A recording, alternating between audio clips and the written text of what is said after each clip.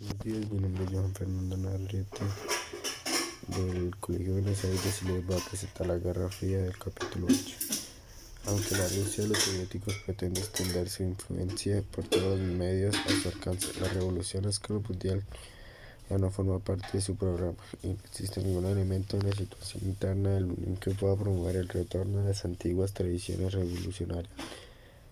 Cualquier comparación entre la amenaza de Alemania de antes de la guerra y la amenaza soviética actual debe tener en cuenta diferencias fundamentales.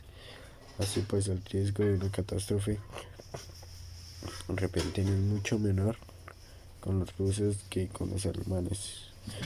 La economía de guerra facilita una posición cómoda a decenas de miles de burócratas vestidos de uniforme o de paisano que van a la oficina cada día a construir armas atómicas o planificar la guerra atómica a millones de trabajadores cuyos puestos de trabajo dependen del sistema de terrorismo nuclear, a científicos e ingenieros pagados para buscar la solución tecnológica definitiva que proporcione una seguridad absoluta, a contratistas que no quieren dejar pasar la ocasión de obtener beneficios fáciles, a guerreros intelectuales que venden amenazas y bendicen guerras.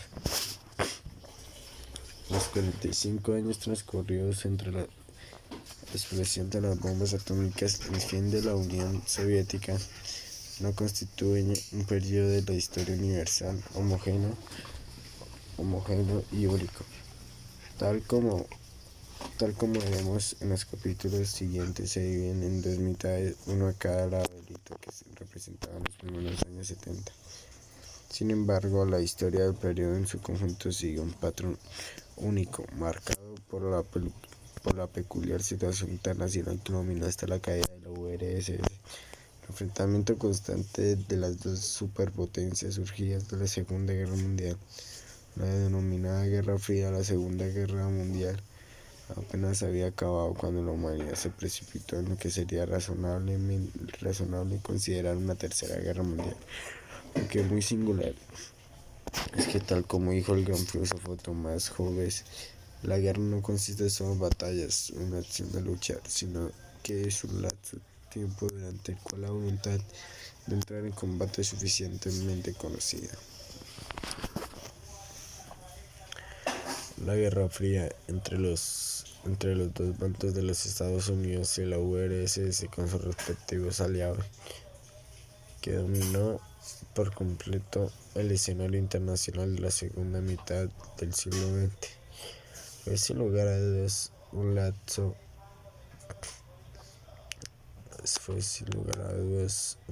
de tiempo. Así generaciones enteras crecieron bajo la amenaza en cualquier momento y arrasar a la humanidad. En realidad, aún a los que no creían que cualquier de los dos bandos estuviera con intención de atacar al otro, les resulta difícil no caer en el pesimismo, ya que la ley de Murphy es una de la generación que mejor cuadra al ser humano. Si algo puede ir mal, irá mal. Con el correr del tiempo, cada vez más había más cosas que podían ir mal, tanto política como tecnológicamente, en un enfrentamiento nuclear permanente basado en la premisa del que solo el miedo a la destrucción mutua asegurada, acertadamente resumida en inglés con el acrónimo MAC, impediría a cualquiera de los dos bandos dar la señal siempre a punto de la destrucción planificada de la civilización. No llegó a suceder, pero durante 40 años fue una posibilidad cotidiana. La singularidad de la Guerra Fría estribaba en que, objetivamente hablando, no había ningún peligro inminente de guerra mundial. Más aún, pese a la retórica apocalíptica de ambos bandos, sobre todo del lado norteamericano, los gobiernos de ambas superpotencias aceptaron un reparto global de fuerzas establecido al final de la Segunda Guerra Mundial, lo que suponía un equilibrio de poderes muy desigual, pero indiscutido. La URSS dominaba o ejercía una influencia preponderante en una parte del globo. La zona ocupada por el Ejército Rojo y otras fuerzas armadas comunistas al final de la guerra sin intentar extender más allá su esfera de influencia por la fuerza de las armas. Los Estados Unidos controlaban y dominaban el resto del mundo capitalista, además del hemisferio occidental y los océanos, asumiendo los restos de la vieja hegemonía imperial de las antiguas potencias coloniales. En contrapartida, no intervenían en la zona aceptada como de hegemonía soviética. Anuló para las líneas de demarcación se habían trazado en 1943 y 1945, tanto por los acuerdos alcanzados en las cumbres en que participaron Roosevelt, Churchill y Stalin, como en virtud del hecho de que solo el Ejército Rojo era realmente capaz de derrotar a Alemania. Hubo vacilaciones sobre todo en Alemania y Austria, que se resolvieron con la partición de Alemania de acuerdo con las líneas de las fuerzas de ocupación del este y del oeste, y la retirada de todos los excontenientes de Austria, que se convirtió en una especie de segunda Suiza, un país pequeño con vocación de neutralidad, enviado por su constante prosperidad y en consecuencia descrito correctamente como aburrido. La URSS aceptó a regañadientes el Berlín Oeste como un clave occidental en la parte del territorio alemán que controlaba, pero no estaba dispuesta a discutir el tema con las armas. La situación fuera de Europa no estaba tan clara, salvo en el caso de Japón, en donde los Estados Unidos establecieron con una ocupación totalmente unilateral que excluyó no solo a la URSS, sino también a los demás aliados. El problema era que ya se preveía el fin de los antiguos imperios coloniales, cosa que en 1945 en Asia ya resultaba inminente, aunque la orientación futura de los nuevos estados postcoloniales no estaba nada claro. Como veremos, esta fue la zona en que las dos superpotencias siguieron compitiendo en busca de apoyo e influencia durante toda la Guerra Fría, y por lo tanto fue la mayor fricción entre ambas, donde más probables resultaban los conflictos armados que acababan por estallar.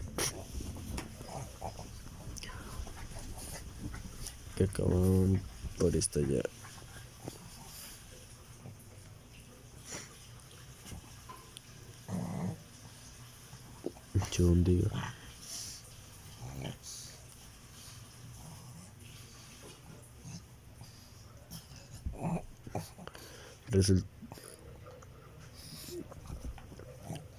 A diferencia de Europa, ni siquiera se podían prever los límites de la zona en el que el futuro iba a quedar bajo control comunista, y mucho menos negociarse, ni aun del modo más provisional y ambiguo. Así, por ejemplo, la URSS no sentía grandes deseos de que los comunistas tomaran el poder en China, pero eso fue lo que sucedió a pesar de todo. Sin embargo, incluso en lo que pronto dio en llamarse el Tercer Mundo, las condiciones para la estabilidad internacional empezaron a aparecer. A los pocos años, a medida que fue quedando claro que la mayoría de los nuevos estados postcoloniales, por esas escasas que fueran sus simpatías hacia los Estados Unidos y sus aliados, no eran comunistas, sino en realidad sobre todo anticomunistas en política interior y no alineados, es decir, fuera del bloque militar soviético. En asuntos y exteriores, en resumen, el bando comunista no presentó síntomas de expansión significativa entre la Revolución China y los años 70, cuando la China comunista ya no formaba parte del mismo. En la práctica, la situación mundial se hizo razonablemente estable poco después de la guerra y siguió siéndolo hasta mediados de los 70, cuando el sistema internacional y sus componentes entraron en otro prolongado periodo de crisis política y económica. Hasta entonces ambas superpotencias habían aceptado el reparto desigual del mundo o habían hecho los máximos esfuerzos para resolver las disputas sobre sus zonas de influencia sin llegar en contra de la ideología y la retórica de la Guerra Fría. Habían actuado partiendo de la premisa de que la coexistencia pacífica entre ambas era posible. De hecho, a la hora de la verdad, la una confiaba en la moderación de la otra, incluso en las ocasiones en que estuvieron oficialmente a punto de entrar o entraron en guerra, así durante la Guerra de Corea de 1950 y 1953. En la que participaron oficialmente los norteamericanos, pero no los rusos. Washington sabía perfectamente que unos 150 aviones chinos eran en realidad aviones soviéticos piloteados por aviadores soviéticos. La información se mantuvo en secreto porque se dedujo acertadamente que lo último que Moscú deseaba era la guerra. Durante la crisis de los misiles cubanos de 1962, tal como sabemos hoy, la principal preocupación de ambos bandos fue cómo evitar que se interpretaran gestos hostiles como preparativos bélicos reales. Este acuerdo táctico de tratar la Guerra Fría como una paz fría se mantuvo hasta los años 70. La URSS supo, o mejor dicho, aprendió en 1953 que los llamamientos de los Estados Unidos para hacer retordecer al comunismo era simple propaganda radiofónica, porque los norteamericanos ni pestañearon cuando los tanques soviéticos restablecieron el control comunista. Durante un importante levantamiento obrero en la Alemania del Este, a partir de entonces, tal como confirmó la Revolución Húngara de 1956, Occidente no se entrometió en la esfera de control soviético. La Guerra Fría, que sí procuraba entrar a la altura de su propia retórica de lucha por la supremacía o por los tales las tomaban los gobiernos, sino una sorda rivalidad entre los distintos servicios secretos reconocidos, y por reconocer que en Occidente produjo el fruto más característico de la atención internacional: las novelas de espionaje y de asesinatos encubiertos en este género. Los británicos, gracias a James Bond de Ian Fleming y a los héroes agridulces de John le Carré, ambos habían trabajado por un tiempo en los servicios secretos británicos. Mantuvieron la primacía, comenzando hacia el declive de su país en el mundo del poder real. No obstante, con la excepción de lo sucedió en algunos de los países más débiles del tercer mundo, las operaciones del KGB, la CIA y semejantes fueron desdeñables en términos de poder político real, por teatrales que resultasen a menudo.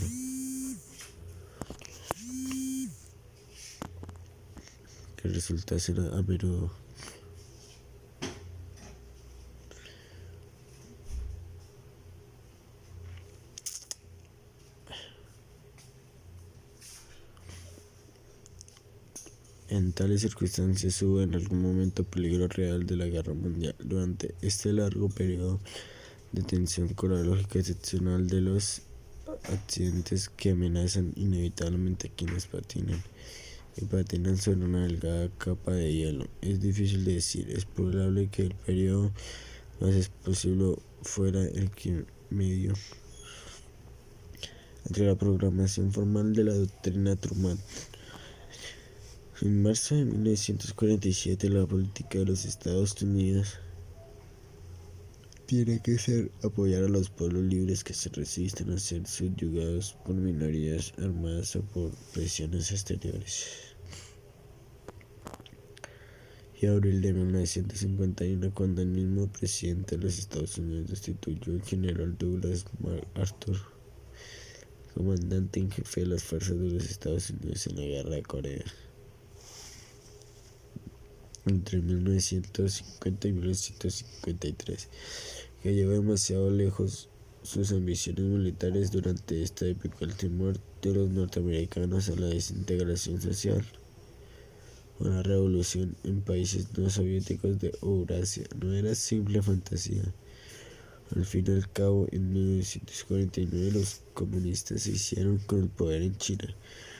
Por su parte, la URSS se vio enfrentada con unos Estados Unidos que disfrutaba de la monopolio del armamento atómico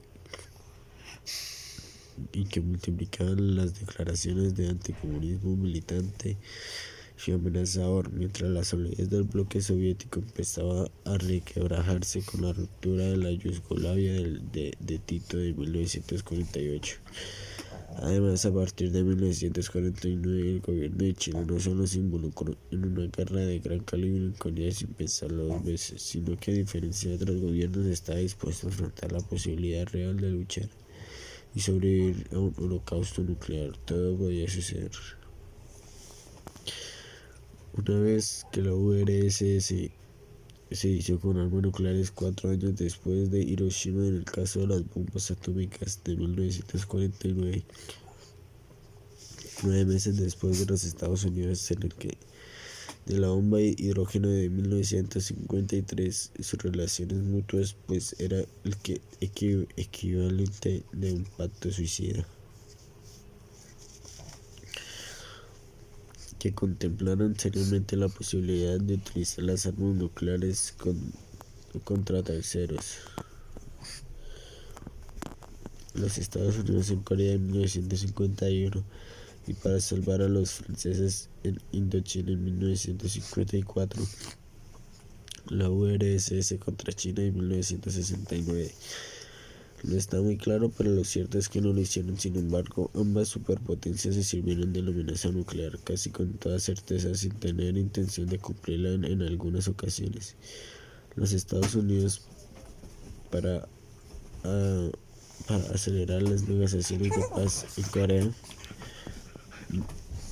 y Vietnam en 1953 y 1954. La URSS para obligar a Gran Bretaña y a Francia a retirarse de Suez en 1956. Por desgracia, la certidumbre misma de que ninguna de las dos superpotencias deseaba realmente apretar el botón atómico tentó a ambos bandos a quitar el recurso al arma atómica con finalidades negociadoras en los Estados Unidos para el consumo doméstico, de la confianza de que el otro tampoco quería la guerra. Esa confianza demostró estar justificada, pero al precio de desquitar los nervios generaciones de la crisis de los misiles cubanos de 1962. Uno de estos recursos enteramente innecesarios estuvo a punto de arrastrar al mundo a una guerra innecesaria a lo largo de unos pocos días, y de hecho llegó a asustar a las cúpulas dirigentes hasta hacerles entrar temporalmente en razón.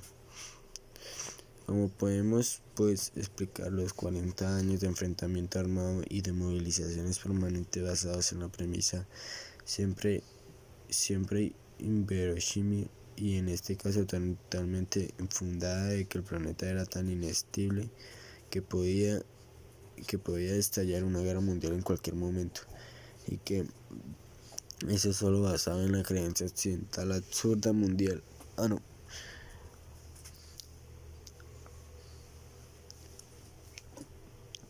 Absurda vista desde el presente, pero muy lógica tras el fin de la Segunda Guerra Mundial, de que la era de las catástrofes no se había acabado en modo alguno, que el futuro del capitalismo mundial y de la sociedad liberal distaba mucho de estar garantizado. La mayoría de los observadores esperaban una crisis económica de posguerra grave, incluso en los Estados Unidos. Por analogía con lo que había sucedido, jamás se haya enfrentado economía alguna. De hecho, los planes del gobierno de los Estados Unidos para la posguerra se dirigían mucho más a evitar otra gran depresión que a evitar otra guerra, algo a lo que Washington había dedicado poco antes de la victoria.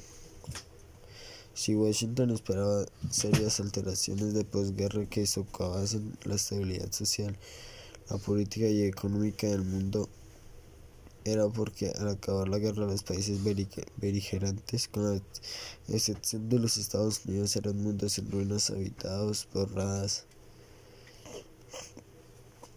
por lo que a los norteamericanos les parecía poblaciones hambrientas, desesperadas y tal vez radicalizadas, predispuestas a prestar oído a los cantos de sirena de la revolución social y de política económica incompatible con el sistema internacional de libertad de empresa, libre mercado y libertad de movimiento de capitales que había de salvar a los Estados Unidos y al mundo. Además, el sistema internacional de antes de la guerra se había hundido, dejando a los Estados Unidos frente a una URSS comunista enormemente fortalecida que ocupaba amplias extensiones de Europa y extensiones aún más amplias del mundo no europeo, cuyo futuro político parecía incierto. Menos que en ese mundo político inestable todo lo que ocurría era probable que debilitase el capitalismo de los Estados Unidos y fortaleciera la potencia que había nacido por y para la revolución. La situación en la inmediata posguerra en muchos de los países liberados y ocupados parecía contraria a los políticos moderados con escasos apoyos salvo el de sus aliados occidentales asediados desde dentro y fuera de sus gobiernos por los comunistas, que después de la guerra aparecieron en toda parte con mucha más fuerza que en cualquier otro tiempo anterior, y a veces como los partidos y formaciones políticas mayores en sus respectivos países. El primer ministro socialista de Francia fue a Washington a advertir que sin apoyo económico probablemente sucumbiría ante los comunistas. La pésima cosecha de 1946, seguida por el terrible invierno de 1946 y 1947, puso aún más nerviosos tanto a los políticos europeos como a los asesores presidenciales norteamericanos. En esas circunstancias no es sorprendente que la alianza que habían mantenido durante la guerra las principales potencias capitalista y socialista está ahora a la cabeza de su propia esfera de influencia. Se rompiera como tan a menudo sucede con coaliciones aún menos heterogéneas al acabar una guerra. Sin embargo, ello no basta para explicar por qué la política de los Estados Unidos, los aliados y satélites de Washington, con la posible excepción de Gran Bretaña, mostraron una vehemencia mucho menor. Tenía que basarse por lo menos en sus manifestaciones públicas en presentar el escenario de pesadillas de una superpotencia moscovita lanzada a la inmediata conquista del planeta. Al frente de una conspiración comunista mundial, y menos sirve esa ruptura para explicar la retórica de John F. Kennedy durante la campaña presidencial de 1960, donde era impensable lo que el primer ministro británico Harold Macmillan denomina nuestra sociedad libre actual, una nueva forma del capitalismo, pudiera considerarse directamente amenaza porque se puede tachar de apocalíptica.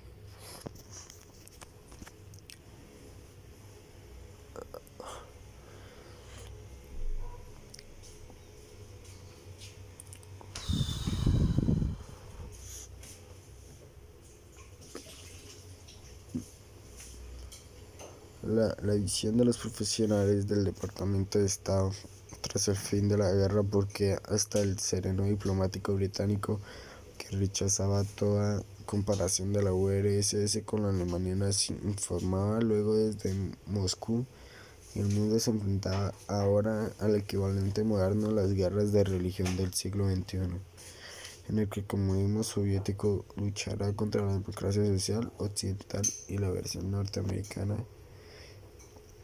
del capitalismo por la dominación mundial.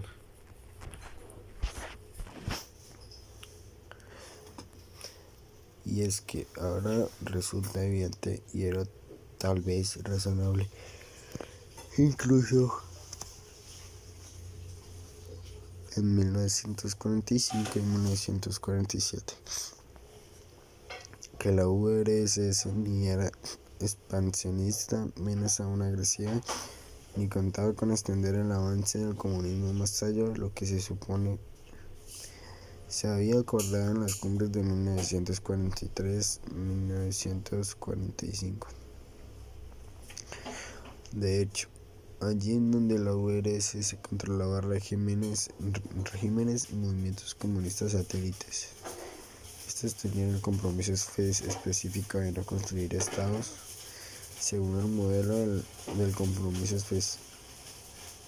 de la URSS, sino economías mixtas, con democracias parlamentarias pluripartidistas muy diferentes de la dictadura del proletariado, y más aún de un partido único, descritas en documentos internos del Partido Comunista como ni útiles ni necesarias.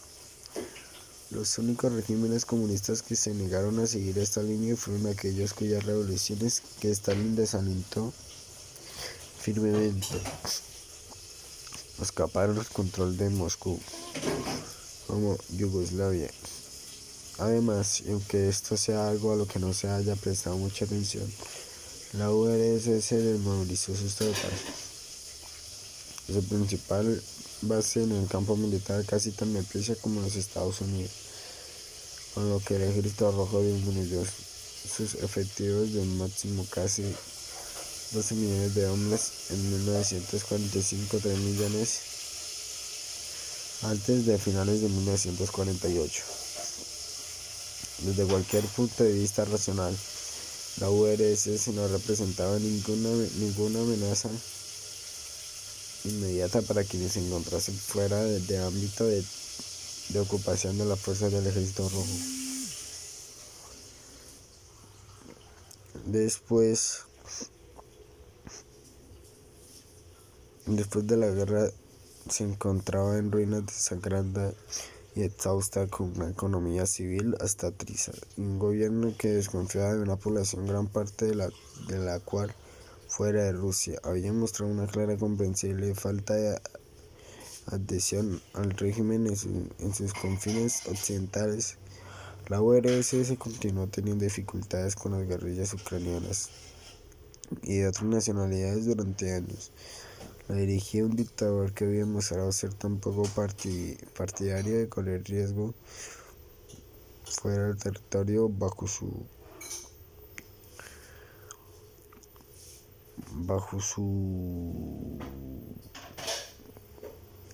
dominio directo, como despiadado entre el mismo Joseph Stalin. La URSS necesitaba toda la ayuda económica posible y por lo tanto no tenía ningún interés a corto plazo en enemitarse con la única potencia que podía proporcionarse en los Estados Unidos. No cabe duda de que Joseph Stalin, en tanto que comunismo, creía en la inevitable sustitución del capitalismo por el comunismo, y en ese sentido que la coexistencia de ambos sistemas no sería permanente. Sin embargo, los planificadores soviéticos no creían que el capitalismo como tal se encontrase en crisis al terminar la Segunda Guerra Mundial, sino que no les cabía duda de que seguiría por mucho tiempo bajo la égida de los Estados Unidos, cuya riqueza y poderío enormemente aumentados no eran sino evidentes. Eso es, de hecho, lo que era la URSS sospechaba y temía. Su postura de fondo tras la guerra no era agresiva sino defensiva. Sin embargo, la política de enfrentamiento entre ambos bandos surgió de su propia situación. La URSS, consciente de lo precario e inseguro de su posición, se enfrentaba a la potencia mundial de los Estados Unidos. Conscientes de lo precario e inseguro de la situación en Europa central y occidental y del incierto futuro de gran parte de Asia, el enfrentamiento es probable que se hubiese producido aún sin la ideología de por medio. George Kennan, el diplomático norteamericano que a principios de 1946 formuló la política de contención que Washington abrazó con entusiasmo, no quería que Rusia se batiera en una cruzada por el comunismo.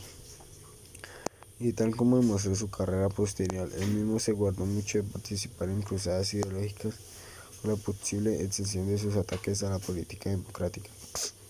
En lo que tenía una pobre opinión, Kennan no era más que un buen especialista en Rusia de la vieja escuela de diplomacia entre potencias. Sabía mucho más así en las cancillerías europeas que vivía en Rusia, ya fuese la de los zares o la de los bolcheviques.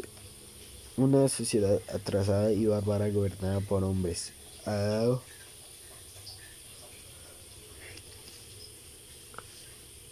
siempre aislada del mundo exterior, siempre regida por autócratas, buscando siempre su seguridad solo en un combate paciente y a muerte por la completa destrucción de la potencia rival, sin llegar jamás a pactos o compromisos con esta, reaccionando siempre, por lo tanto, solo a la lógica de la antigua Rusia, más peligrosa porque reforzaba a la más brutal de las grandes potencias, que las más despiadadas de las utopías, es decir, de las ideologías de denominación mundial.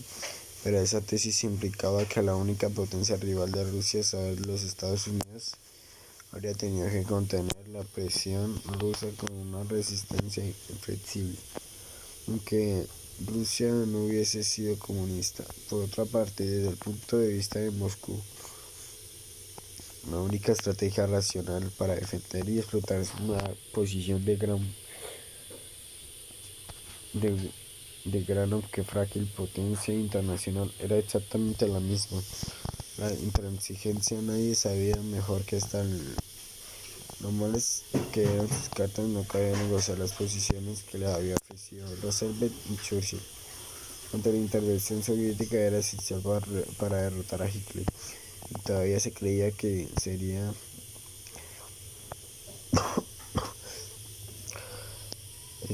esencial para derrotar a Japón. La URSS podía estar dispuesta a retirarse de las zonas en donde no estaban paradas por los acuerdos de las cumbres de 1943 y 1945, sobre todo de Yalta, por ejemplo, la frontera entre Irán y Turquía en 1945 y 1946. Pero toda intensa revisión de Yalta solo podía acogerse con una rotunda negativa, y de hecho el no del ministro de Asuntos Exteriores de Stalin, Molotov, en todas las reuniones internacionales posteriores a Yalta se hizo famoso. Los norteamericanos tenían la fuerza de su lado, aunque hasta diciembre de 1947 no dispusieron de aviones capaces de transportar las 12 bombas atómicas con que contaban y el personal militar capaz de montarlas. La URSS no, Washington no estaba dispuesto a renunciar a nada, sino a cambio de concesiones, pero eso era exactamente lo que Moscú no podía permitirse, ni siquiera a cambio de la ayuda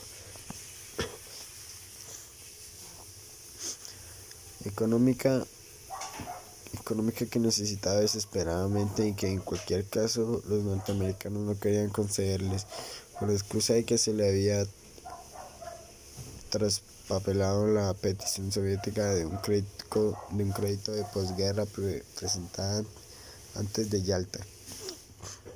En resumen, mientras que a los Estados Unidos les preocupaba el peligro de una hipotética supremacía mundial de la URSS en el futuro Moscú, le preocupaba la hegemonía real de los Estados Unidos en el presente sobre todas las partes del mundo no ocupadas por el Ejército Rojo.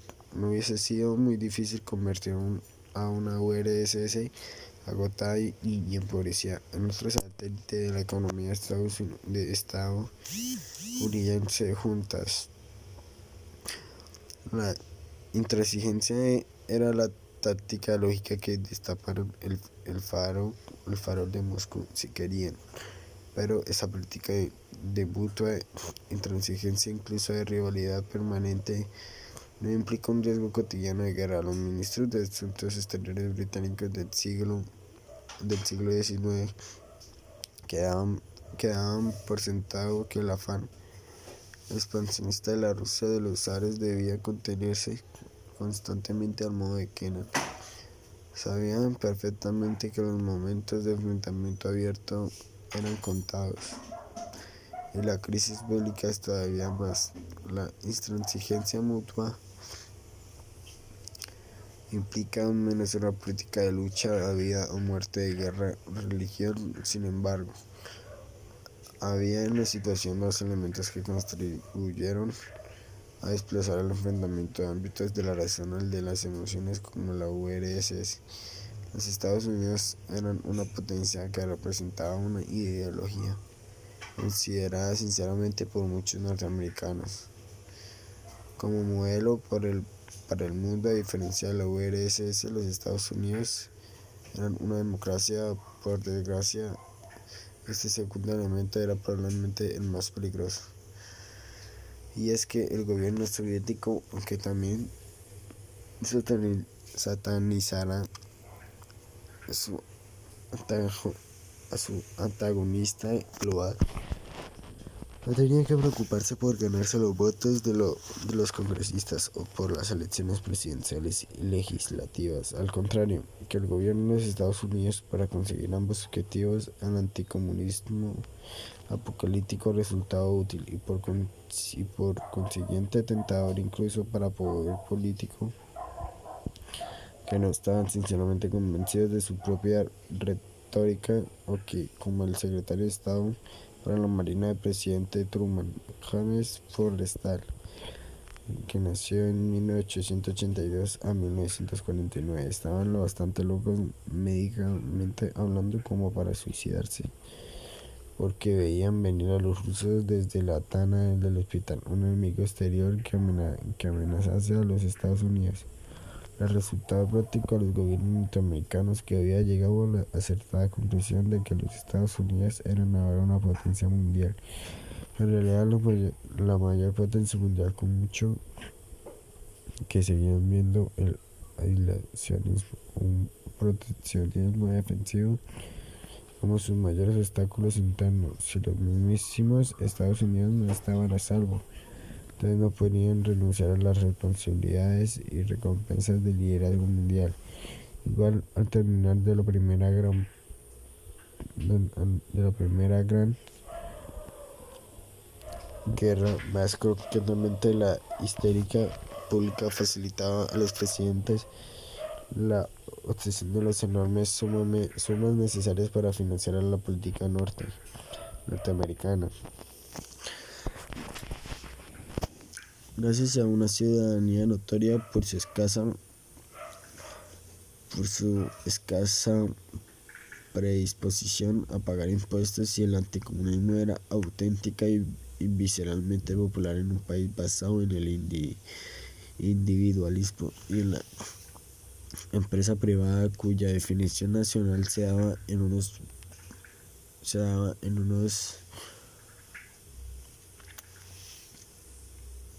parámetros exclusivamente ideológicos, que podían considerarse prácticamente el polo opuesto el polo opuesto al comunismo, y tampoco hay que olvidar los votos de los inmigrantes procedentes de la Europa sovietizada. No fue el gobierno de los Estados Unidos quien inició el sordito e irracional frenesí de la caza de brujas, que excluyeron el potencial político de la denuncia a gran escala del enemigo interior. La protección burocrática ya hacía tiempo que lo había descubierto Edgar Hoover, el casi incombustible jefe de Federal Bureau of Investigation de la FBI, lo que uno de los arquitectos principales de la Guerra Fría denominó el ataque de los primitivos. Facilitaba y limitaba al mismo tiempo la política de Washington al hacerse adoptar actitudes extremas, sobre todo los años que siguieron a la victoria comunista en China, de la que naturalmente se culpó a Moscú. Al mismo tiempo, la exigencia esquizoide por parte de políticos necesitados de votos de que se instrumentaran una política que hiciera retroceder la agresión comunista y a la vez ahorrarse dinero y perturbarse lo menos por también a sus demás aliados. No solo una tragedia de bombas atómicas en lugar de tropas, sino a la tremenda estrategia de las represalias masivas atómicas, aún en el caso de un ataque convencional limitado. En resumen, los Estados Unidos se vieron obligados a adoptar una actitud agresiva con una flexibilidad táctica mínima. Así, ambos bandos se vieron envueltos en una loca carrera de armamentos que llevaba a la destrucción mutua en manos de clase de generales atómicos y de intelectuales atómicos, cuya profesión les exigía que no se dieran cuenta de esta locura. Ambos grupos se vieron también implicados en lo que el presidente Eisenhower, un militar moderado de la escuela, que se encontró haciendo de presidente en pleno viaje a la locura sin acabar de contagiarse del todo, calificó al retirarse de complejo militar industrial, es decir, lo más creciente de hombres, recursos dedicados a la comparación de la guerra. Los intereses creados de estos grupos eran los mayores que jamás hubiesen existido en tiempos de paz entre las potencias, como era de esperar. Ambos complejos militares industriales contaron con el apoyo de sus respectivos gobiernos para usar su superávit para atraerse y armas aliados y satélites, y cosa nada deseable para ser con lucrativos mercados para la explosión, al tiempo que se guardaban así las armas más modernas y así como desde luego las armas atómicas. Y es que en la práctica las superpotencias mantuvieron el monopolio nuclear. Los británicos consiguieron sus propias bombas en 1952, irónicamente con el propósito de disminuir su dependencia de los Estados Unidos. Los franceses, cuyo arsenal atómico era de hecho independiente de los Estados Unidos, y de los chinos en los años 60. Mientras duró la Guerra Fría, ninguno de estos dos arsenales contó. Durante los años 70 y 80, algunos otros países adquirieron la capacidad de producir armas atómicas, sobre todo Israel, Sudáfrica y seguramente la India, pero esta proliferación nuclear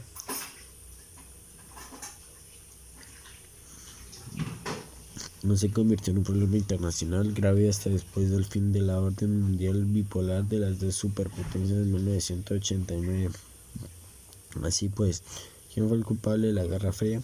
Como el debate sobre el tema fue durante mucho tiempo un partido de tenis ideológico, entre quienes le echaba la culpa exclusivamente a la URSS, quienes en su mayoría, todo hay que decirlo, norteamericanos, decían que era culpa sobre todo de los Estados Unidos.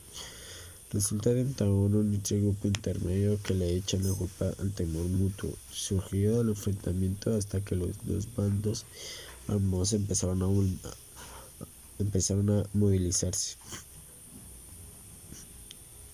Bajo banderas opuestas. Esto es verdad, pero no toda la verdad. Explica lo que se ha dado en llamar la congelación de los frentes en 1947 y 1949.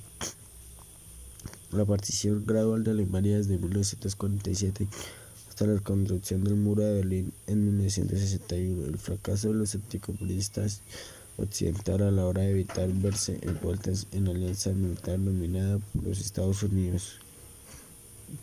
Con la excepción de General de Gaulle en Francia y el fracaso de quienes en el lado oriental de la línea divisoria intentaron evitar la total subordinación a Moscú, con la excepción de Mariscal Tito en Yugoslavia, pero no explica el tono apocalíptico de la Guerra Fría. Eso vino de los Estados Unidos. Todos los gobiernos de Europa occidental, con o sin partidos comunistas importantes, fueron, sin excepción, plenamente anticomunistas, decididos a protegerse contra un posible ataque militar soviético. Ninguno hubiese dudado de haber tenido que elegir entre los Estados Unidos y la URSS. Ni siquiera los comprometidos por su historia, su política o por tratar de ser neutrales. Y sin embargo, la conspiración comunista mundial no fue nunca parte no fue nunca parte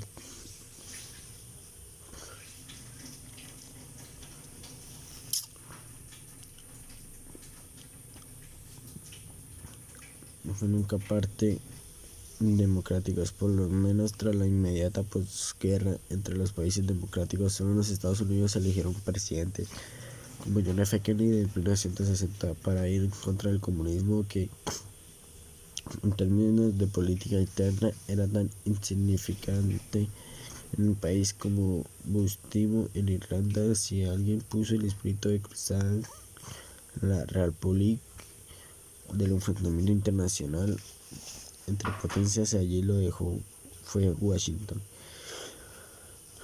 En realidad, tal como demuestra la retórica electoral de John F. Kennedy con la claridad de una oratoria, la cuestión no era la amenaza teórica de dominación mundial comunista, sino el mantenimiento de la supremacía real.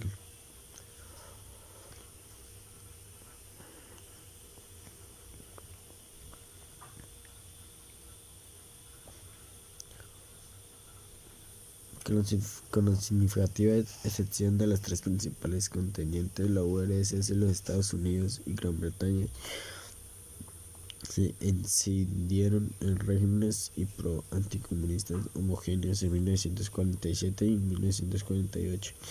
En Occidente, los comunistas desaparecieron de los gobiernos para convertirse en varias políticas permanentes. Los Estados Unidos tenían prevista una intervención militar en caso de victoria comunista en las elecciones italianas de 1948. La URSS siguió el mismo camino, eliminando a los no comunistas de las democracias populares pluripartidistas, que fueron clasificadas desde entonces como dictaduras del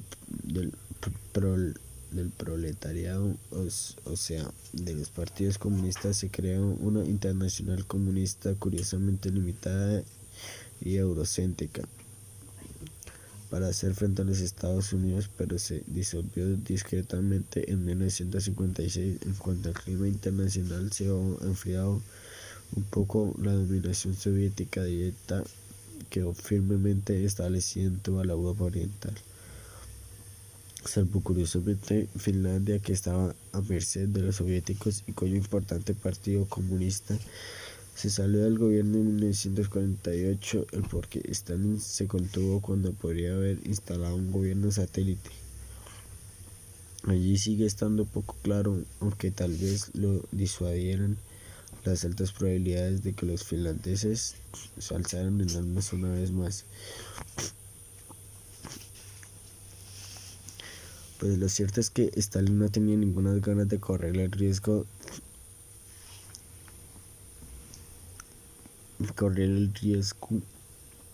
de entrar en una guerra que se le pudiera ir de las manos. Por otra parte, Stalin intentó en vano imponer el dominio soviético a la Yugoslavia de Tito, que en consecuencia rompió en Moscú en 1948, sin unirse al otro bando.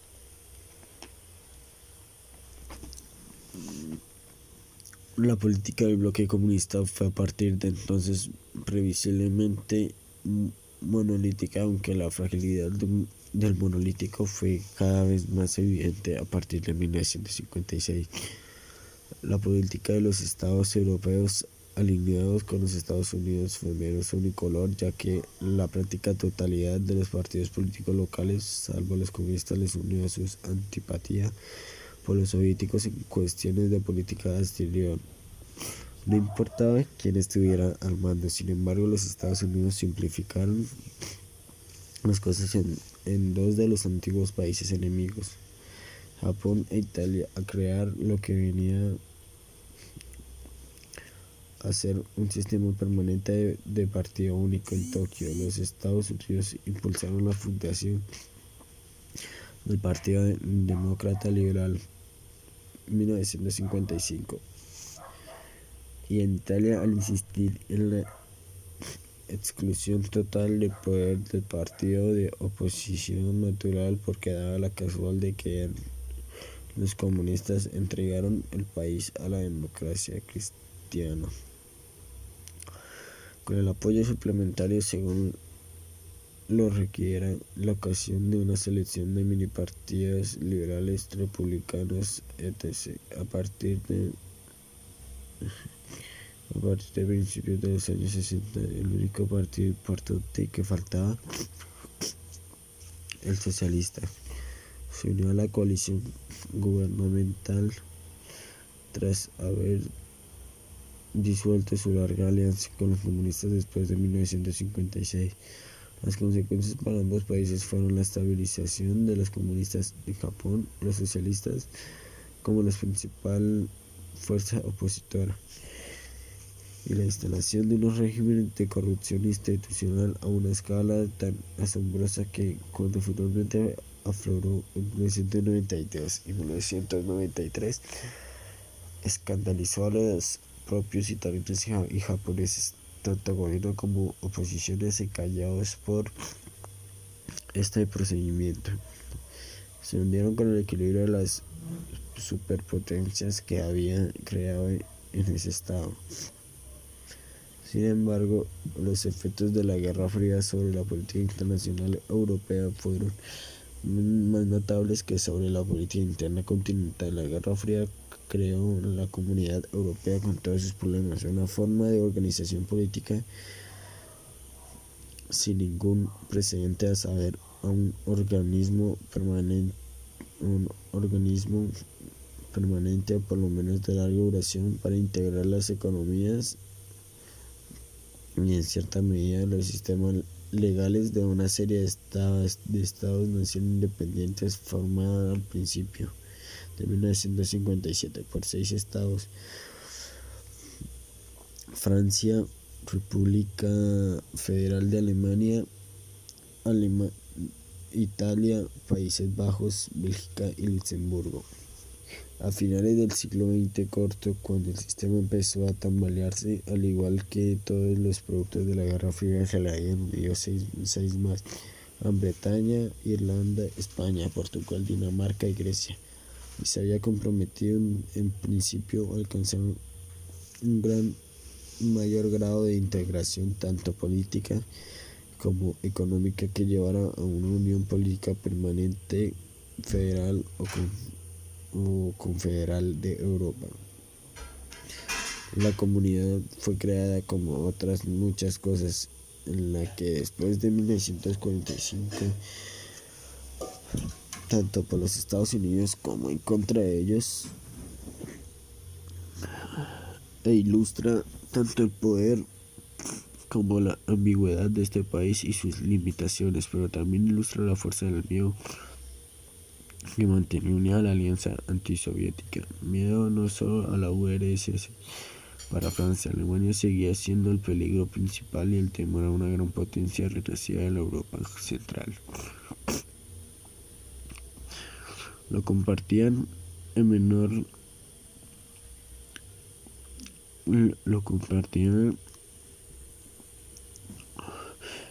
grado los demás países excontinentes u ocupados de Europa, todos los cuales se veían ahora unidos en la OTAN, tanto como los Estados Unidos como con una Alemania resucitada en lo económico y rearmada, aunque afortunadamente mutilada. También había miedo a los Estados Unidos, aliado indispensable frente a la URSS, pero sospechó por su falta de fiabilidad.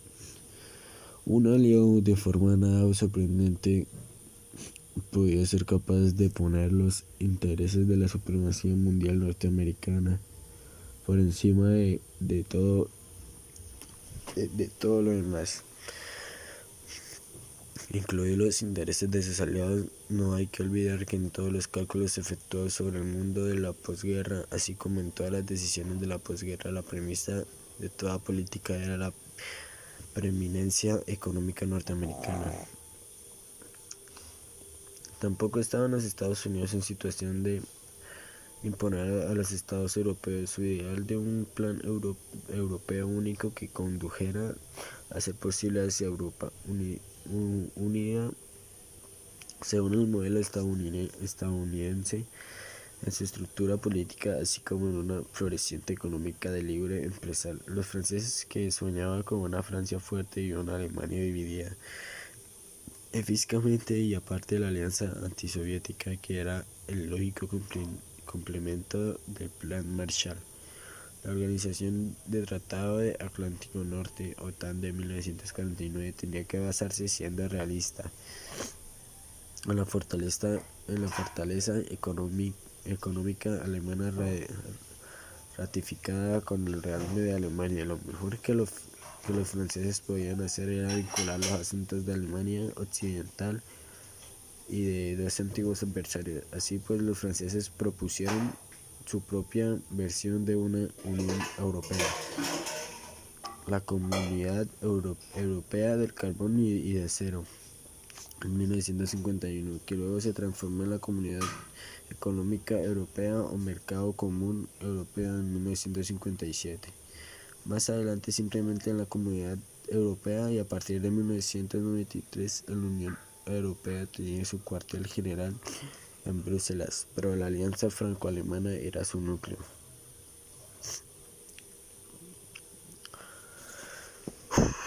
La Comunidad Europa se creó como alternativa a los planes de integración europea de los Estados Unidos. Una vez más, el fin de la Guerra Fría socavó las bases sobre lo que se asentaba en la Comunidad Europea y la alianza franco-alemana, en buena medida por los desequilibrios provocados por la reunificación alemana de 1990 y los problemas económicos imprevistos que acarreó. Y sin embargo, a medida que se fue prolongando la Guerra Fría, fue creciendo la distancia entre el avasallador dominio militar y por lo tanto político de la alianza por parte de Washington y los resultados cada vez peores de la economía norteamericana. El peso económico del mundo se estaba desplazando de los Estados Unidos a las economías europeas y japonesas, que aquellas tenían la convicción de haber rescatado y reconstruido. Veas, los dólares tan escasos en 1947 habían sido saliendo de los Estados Unidos.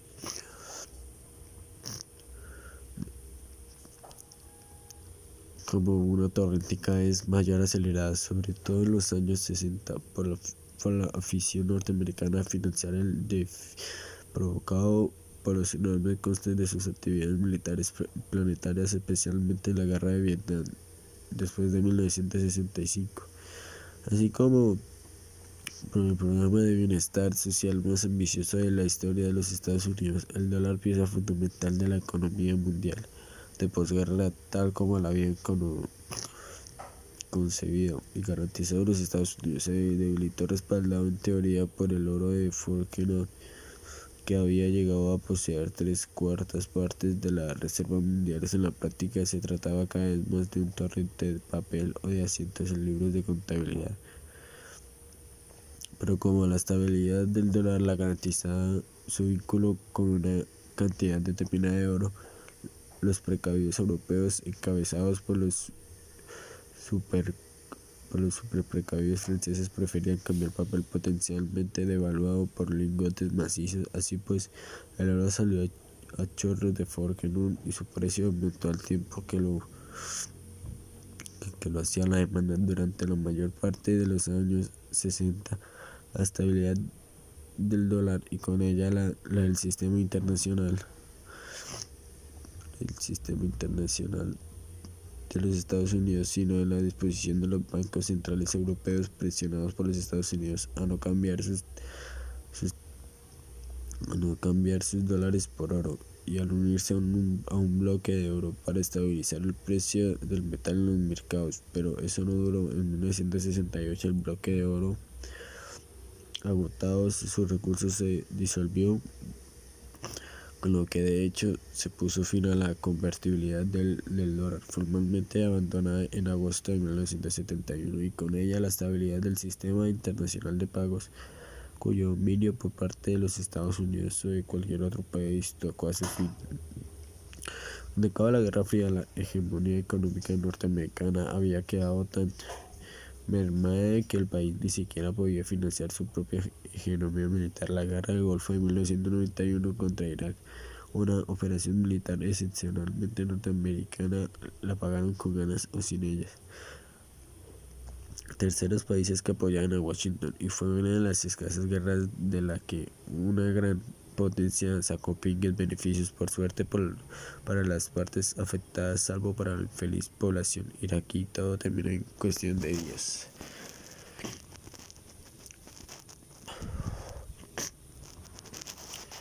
Nuevas importantes bases a ambos lados del Océano Índico. Al caer el Shah de Irán, un estado de ánimo cercano a la histeria se apoderó del debate público y privado de los norteamericanos. ¿De qué otro modo?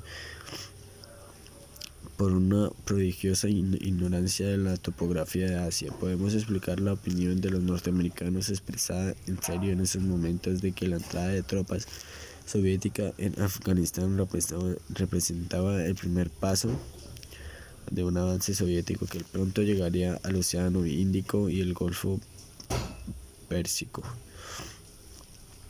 La injustificada autosatisfacción de los soviéticos alentó el miedo mucho antes de lo que los propagandistas norteamericanos explicaran.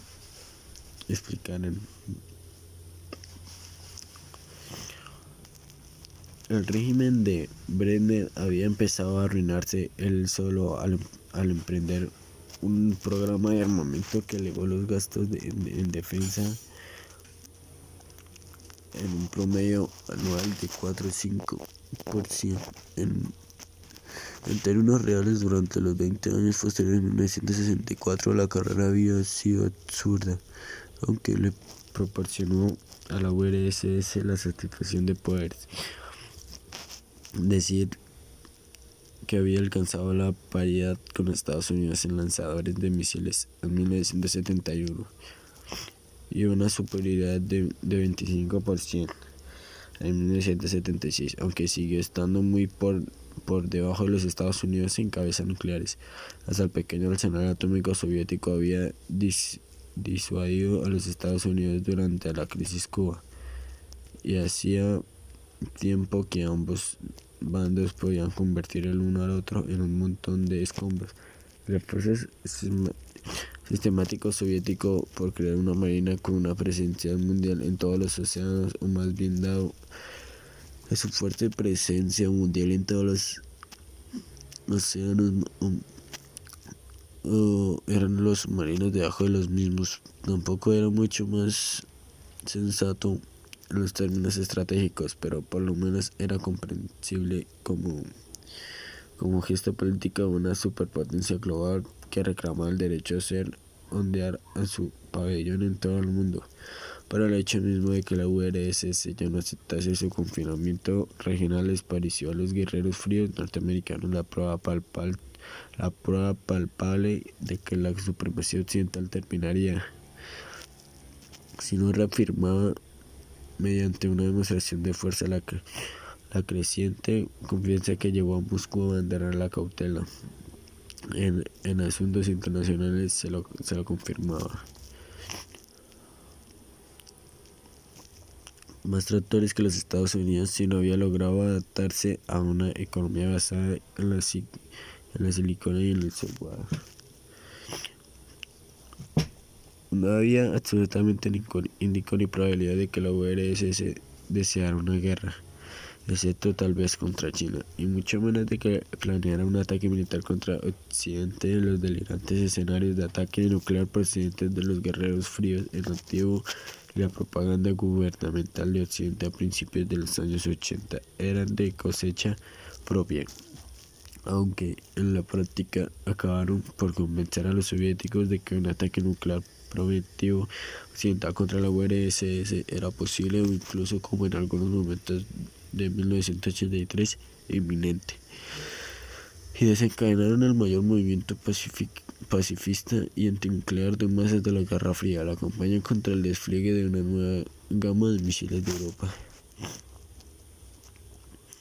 El tramo solo sanó gracias al inesperado, imprevisto y definitivo hundimiento del gran antagonista, y dejó a los Estados Unidos como una potencia global, pero aún entonces cabe detectar en la guerra del Golfo contra Irak en 1991 una tardía compensación por los terribles momentos de 1973 y 1979. Cuando la mayor potencia de la Tierra no supo cómo responder a un consorcio de débiles países tercermundistas que amenazaban con asfixiar sus suministros de crudo.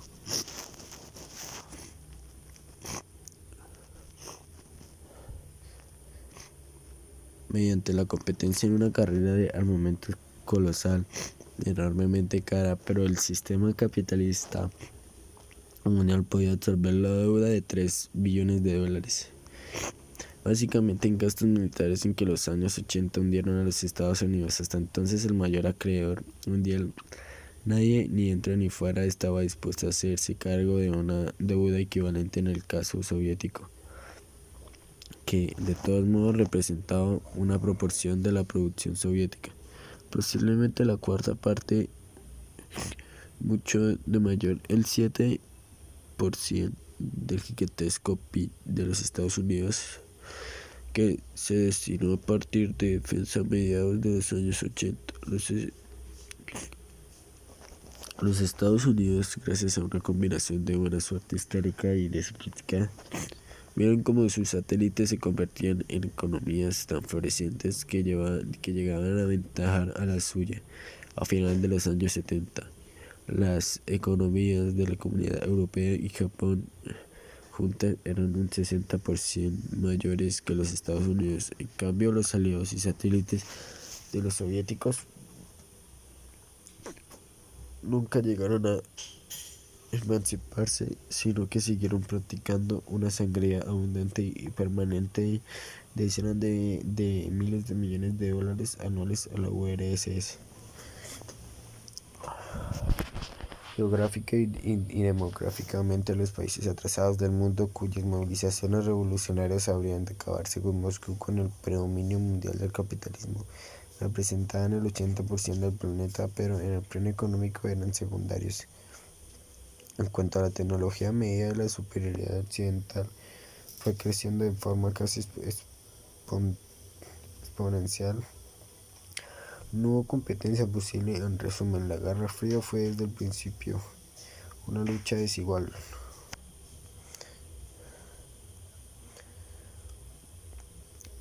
Enfrentarse a la ardua tarea de reforzar su sistema económico y acabar en sus propias tumbas.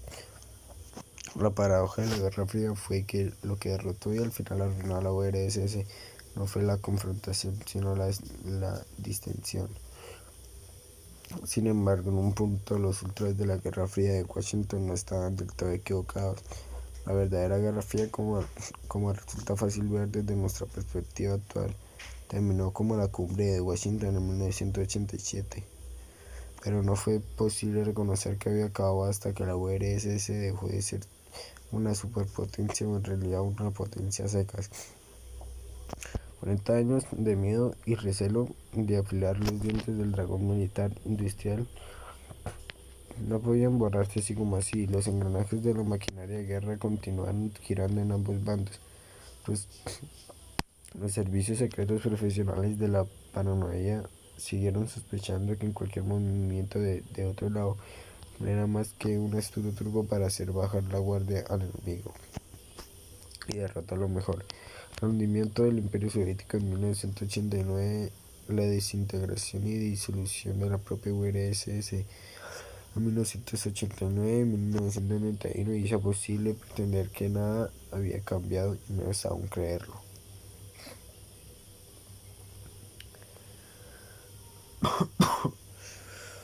Una amargada experiencia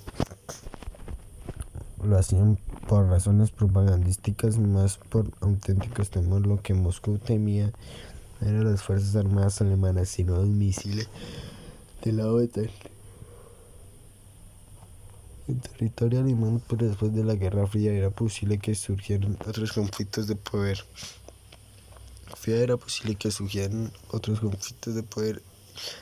En segundo lugar, la Guerra Fría había congelado la situación internacional y al hacerlo había estabilizado lo que era un estado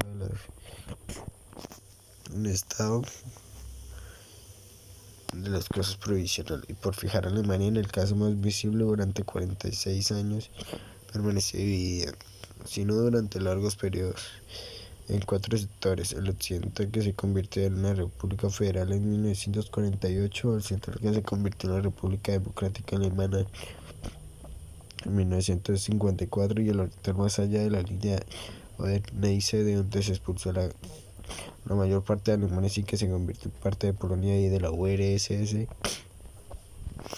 El fin de la guerra y la desintegración de la URSS reunificó los dos sectores occidentales y dejó las zonas Prusia Oriental anexionadas por los soviéticos aislados, separados del resto de la Rusia por el Estado.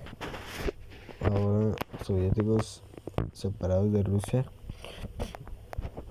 y aceptar las fronteras de 1945, lo cual no le inspiró confianza. La estabilidad no era la paz con lo excepcional de Europa. La Guerra Fría no fue una época en la que se olvidó lo que significaba pelear. Apenas pasó algún año entre 1948 y 1989 sin que hubiese conflictos armados graves en alguna parte. No obstante, los conflictos estaban controlados o amortiguados por el miedo que provocasen una guerra abierta, o sea, atómica, entre las superpotencias. Las reclamaciones de Irak frente a Kuwait, el pequeño protectorado británico rico en petróleo en el Golfo Pérsico, independiente del protectorado británico rico en petróleo, eran antiguas y constantes, pero no condujeron a la guerra hasta que el Golfo Pérsico dejó de ser un foco de tensión y de confrontación automática entre las dos superpotencias. Antes de 1989, es seguro que la URSS, el principal proveedor de armas de Irak, hubiera desaconsejado firmemente cualquier aventura de Badak en la zona.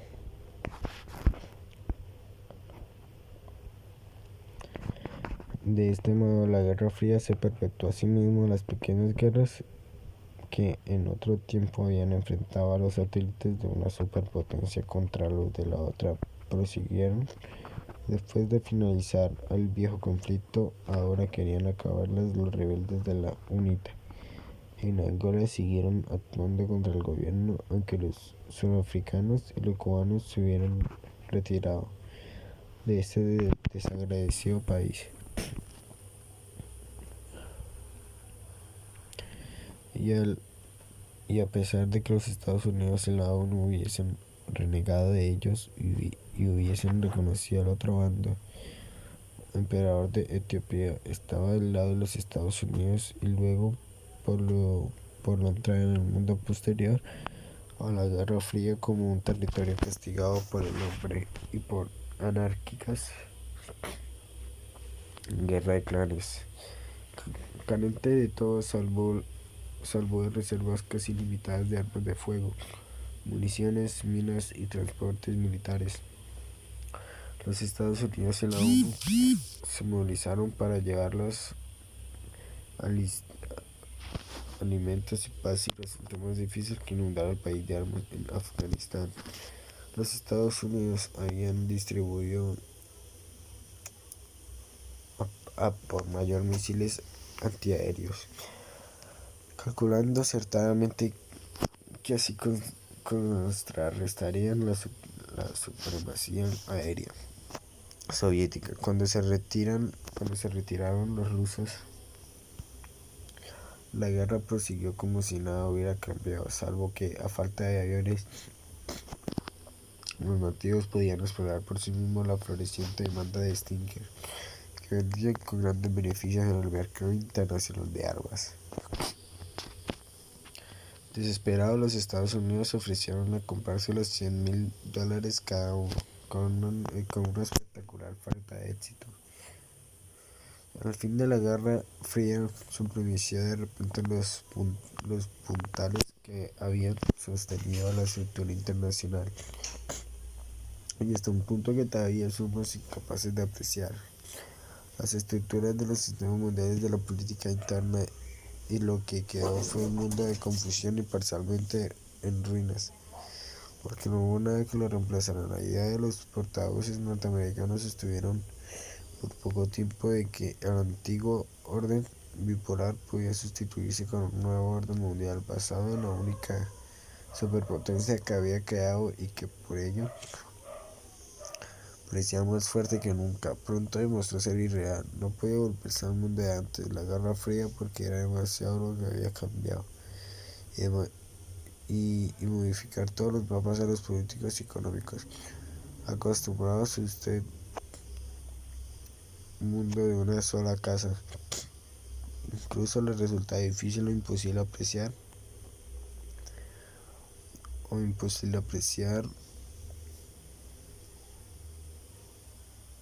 bueno, lo que había cambiado y demasiado lo que había desaparecido. Todos los indicadores habían caído que modificador de todos los mapas a políticos y económicos. Acostumbrados a usted de una sola casa. En 1947 los Estados Unidos habían reconocido la necesidad de un proyecto urgente y colosal y restauración de las economías de Europa Occidental, porque la presunta amenaza contra esas economías, el comunismo y la URSS, era de fácil definición. Las consecuencias económicas y políticas de hundimiento de la Unión Soviética y de la Europa del Este eran aún más tremendas que los problemas de la Europa Occidental, y demostrarían tener un alcance aún mayor. Ya resultaban bastante previsibles, incluso evidentes a finales de los 80, pero ninguno de los opulentas económicas capitalistas trató esa crisis en ciernes como una emergencia planetaria que exigía una actuación urgente y contundente, porque las consecuencias políticas no eran tan fáciles de concretar. Con la posible excepción de la Alemania Occidental, la reacción fue lenta. Incluso los alemanes entendieron pésimamente y subestimaron la naturaleza del problema, como las dificultades suscitadas por la anexión de la antigua República Democrática Alemana. Demostrarían las consecuencias del final de la Guerra Fría. Seguramente habrían sido enormes en cualquier caso, aunque no hubiese coincidido con una grave crisis de la economía capitalista mundial y con la crisis definitiva de la Unión Soviética y su sistema. Como el ámbito del historiador era confuso, lo que habría podido suceder si las cosas hubiesen sido distintas. No es necesario tener en cuenta otros escenarios posibles. El fin de la Guerra Fría demostró ser no el fin de un conflicto internacional, sino el fin de una época, no solo para Occidente, sino para el mundo entero. Hay momentos históricos que incluso los contemporáneos pueden reconocer que marcan el fin de una era. Los años en torno de 1990 fueron claramente uno de los momentos decisivos del siglo. Pero mientras cualquiera pudo ver el viejo mundo se había acabado, existía una absoluta incertidumbre sobre la naturaleza y la perspectiva del nuevo. Solo una cosa parecía sólida e irreversible. Entre tantas incertidumbres, los extraordinarios cambios sin precedentes en su magnitud que experimentó la economía mundial y, en consecuencia, la sociedad humana durante el periodo transcurrido desde el inicio de la Guerra Fría. Estos cambios ocuparán o deberían ocupar un espacio mucho mayor en los libros de historia del tercer milenio que en la Guerra de Corea, la crisis de Berlín y de Cuba y los misiles de crucero. A esas transformaciones dirigimos ahora nuestra atención. Y esa fue la historia de la Guerra Fría.